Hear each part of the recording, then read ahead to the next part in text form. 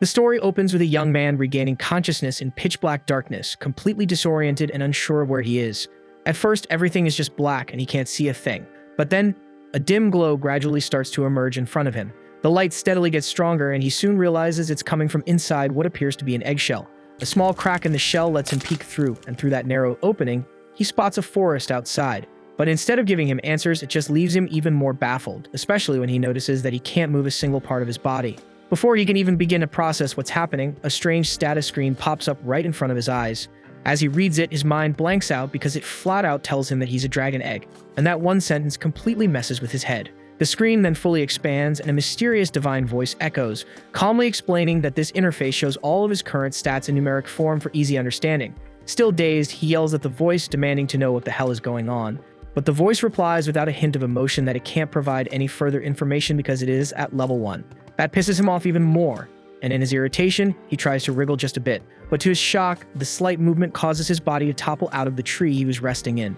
He tumbles all the way down a hill, spinning helplessly until he crashes near a riverbank. Now lying still beside the water, he finally catches a glimpse of his reflection in the stream, and sure enough, what stares back at him is the smooth, rounded shape of a dragon egg. Noticing how overwhelmed he is, the divine voice finally takes pity on him and decides to explain the situation more clearly. It confirms that he really is a dragon egg, which at least in this world counts as an F-rank monster, the absolute weakest. And it warns him that if his shell cracks completely, he'll die instantly, and that tiny opening he made to look outside already puts his life at risk. The voice continues, saying that while dragon eggs start off as bottom-tier creatures, they carry the potential to evolve into terrifying dragons, assuming they live long enough to reach that stage. But there's a catch. Dragon eggs are considered a high-value snack to many monsters, and since they don't have limbs, the only way to move is to roll. Even after learning all of that, he still couldn't wrap his head around what the hell was going on. Figuring it was way too risky to just stay put, he took off rolling at full speed, hoping to put as much distance behind him as possible. Sadly, his genius escape ended with him tumbling right off a small cliff. It wasn't even the first time he'd been falling a lot lately, and because of that, the system casually chimed in to inform him that his fall resistance had leveled up from 1 to 2. Not that it mattered much because the fall still took a chunk out of his HP, and reminded him once again that he really needed to quit being reckless. Beat up and drained, he decided to pass out for a bit, and sure enough, by the time he woke up, his HP was back to full. That at least gave him a little peace of mind because it looks like sleeping fully restores health in this weird, hostile world. Afterward, he went back to rolling around, deep in thought, wondering what was waiting for him once he finally hatched. Would he become some hulking dragon, forced to brawl non-stop just to stay alive? He kept rolling forward, lost in his own head, until something suddenly made him stop cold. Not too far away, he spotted a massive insect. His gut screamed danger, and without wasting a second, he ducked behind a nearby tree and immediately used his appraisal skill. The result pops up. The damn thing was called an egg eater, pretty self-explanatory. As soon as the creature locked eyes on him, it darted straight toward him with killer intent. He bolted, rolling away as fast as his little body could manage, but even he knew this wasn't sustainable. He couldn't outrun it forever, and just rolling wouldn't save him. And at this rate, it was only a matter of time before he got caught, and he had to flip the script somehow. The monster chased him relentlessly, right up to the edge of another cliff. The moment it lunged to devour him whole, he threw everything he had into a last-second dodge, smashing straight into it and knocking it clean off the edge. The beast went tumbling down the slope and got shredded on impact, and just like that, he'd scored his first real kill. The system didn't waste a beat, and it announced he'd earned 12 experience points and had officially reached level 5. And with that, all his stats maxed out across the board, but that wasn't all. He now unlocked the requirements for evolution, and the system gave him 2 options: evolve into a baby dragon or a little dragon. With no clue what the difference even was, he hesitated, so the system stepped in with an explanation. Apparently, the little dragon was a dwarf species of dragon. Sure, it was considered small by dragon standards, but when fully grown, it was still bigger than a damn bear, and infamous for its brutal fire breath. But as for the baby dragon, the system breaks it down bluntly. It's not exactly built for combat. Its claws and fangs are too short to do any serious damage. But in exchange, it carries massive potential and can eventually evolve into a wide range of dragon species. Of course, that kind of potential comes with a catch. Baby dragons are considered premium-grade prey. Monsters and adventurers alike are constantly hunting them down, making survival that much harder. So naturally, he goes with the little dragon. It just seems like the smarter pick, more survivable, more straightforward. But right after making his choice, something unexpected happens. The divine voice suddenly wraps around him like a warm presence and tells him not to sell himself short. It says it's expecting great things from him and that he should never settle, never aim low. That leaves him rattled and he starts second-guessing himself, wondering if he only picked the little dragon because it felt safe. He remembers how the system described the baby dragon as a high-potential path, full of possibilities. That gets him thinking maybe the little dragon can't evolve much past a certain point, or worse, maybe it can't evolve at all. With that uneasy thought lingering, he makes up his mind. He switches his choice to the baby dragon, deciding he'd rather take the risk than live with regret, as no way he is going to let fear dictate his path forward. The system acknowledges his choice and grants it. Almost immediately, his body begins to shift and reshape. He evolves into a small, bright yellow baby dragon, exactly as he'd selected. And along with the transformation, his stats get a huge upgrade, and he gains a ton of new skills. But surprisingly, his HP and MP don't refill after evolving. So even though he's stronger, he's still completely drained, and he'll need proper rest before doing anything else. Just as he's wrapping his head around all that, his stomach growls like a beast. Loud and clear, he's starving. So he glances over at the worm he took down earlier, and weirdly enough, it actually looks kinda appetizing now. That's when it hits him that he needs protein if he wants to keep growing stronger. With his dragon instincts kicking in full force, he doesn't overthink it. He dives right in and devours the whole thing like it's the most natural thing in the world.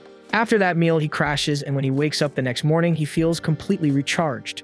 Body's light, energy's full, and he's never felt better. He strolls over to a nearby river and catches his reflection in the water.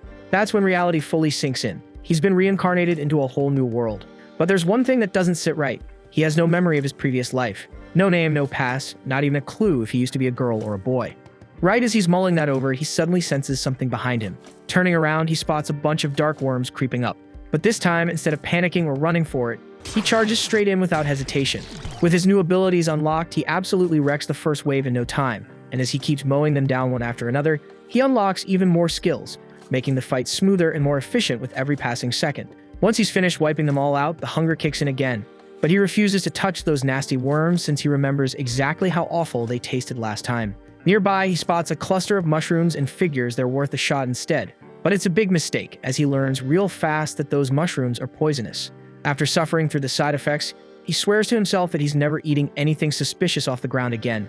With that painful lesson behind him, he pushes deeper into the forest in search of actual prey. He's had enough of worm meat and refuses to live off garbage. After wandering for a while, he finally catches sight of a gray wolf nearby. It's clearly larger than he is, but that doesn't stop him. He blasts it with his baby breath and finishes it off with a solid dragon punch. The flames singe the wolf's fur, and the smell that hits his nose reminds him of grilled meat.